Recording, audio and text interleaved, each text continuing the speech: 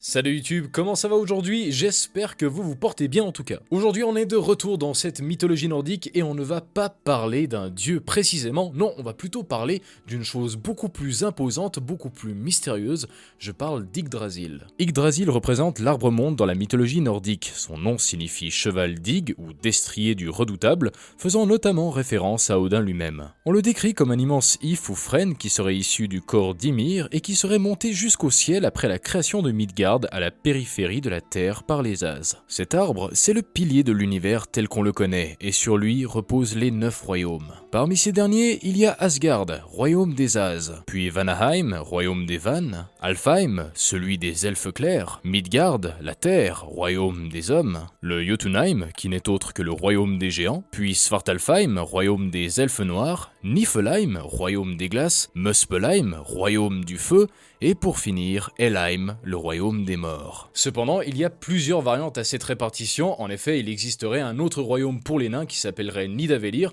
ou encore 2 royaumes qui ne formeraient qu'un seul. En l'occurrence, ce serait le Niflheim et le Helheim qui formeraient le Nifel. D'ailleurs, on retrouve ce nom dans un des épisodes les plus connus des sagas, c'est-à-dire la naissance de Sleipnir, le fabuleux cheval d'Odin. Dans ce récit, Thor massacra un géant qui s'était fait passer pour un maître ouvrier auprès des As afin d'obtenir la main de Freya. D'un simple coup de Mjolnir, le dieu mit le crâne du géant en miettes et l'envoya directement dans ce fameux royaume. Mais chose intéressante, c'est que si l'on considère Helheim comme étant le royaume des morts, alors Nifel, qui signifie simplement Hel sombre, serait plutôt un royaume qui se trouve encore plus bas que le Helheim. En gros, ce serait l'équivalent du Tartare, qui est l'endroit le plus bas qu'on puisse trouver dans les enfers pour la mythologie grecque. Pour revenir maintenant aux autres royaumes, disons que à part Midgard, qui représente l'équilibre parfait, les 8 autres mondes, disons qu'ils peuvent s'allier par couples totalement opposés. Vous avez par exemple Muspelheim qui représente le feu, la chaleur, etc., qui est en totale opposition avec Niflheim qui représente la glace et le froid. Si l'on prend par exemple Asgard, les gens qui y vont,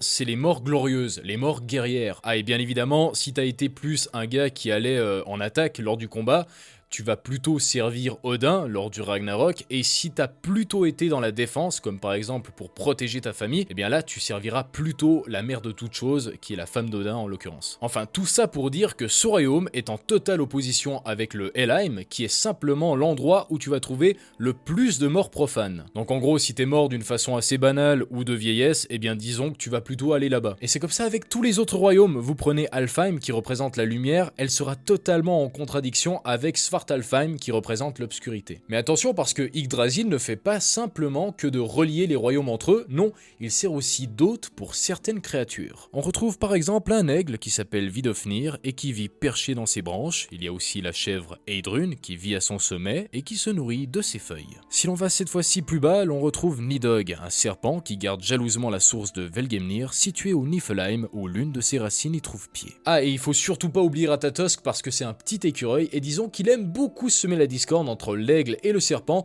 afin d'éviter tout danger à son égard. Donc on constate qu'Yggdrasil n'est pas simplement qu'un énorme frêne, c'est l'équilibre, c'est la source de toute vie. D'ailleurs, il ne faut pas croire qu'on retrouve cette image de l'arbre sacré uniquement dans la mythologie nordique, pas du tout. En Chine par exemple, l'arbre-monde s'appelle Kienmu. Si vous prenez maintenant la Roumanie, qui est vraiment le dernier lieu où je pensais trouver une image d'arbre sacré, on l'appelle Arminder. Et en Nouvelle-Zélande, cette fois-ci chez les Maoris, l'arbre-monde est appelé Kori Utan. Donc vous voyez, c'est une image assez universelle, bien que j'ai une certaine préférence pour celle qui est nordique. Dans tous les cas, la vidéo est terminée, j'espère que vous avez apprécié et que vous avez appris quelques petits trucs, parce que c'est vrai que quand on parle mythologie nordique, on a tendance un petit peu à l'oublier et à parler des personnages un peu plus connus comme Odin ou Thor. Pour ce qui est de mon côté, en tout cas, j'ai passé un excellent moment. Si c'est le cas pour vous aussi, franchement, laissez un petit commentaire et dites-moi ce qui vous intéresse vraiment dans la mythologie nordique par exemple. En tout cas, nous on se revoit la semaine prochaine dans une nouvelle vidéo, alors d'ici là, portez-vous bien, allez, ciao!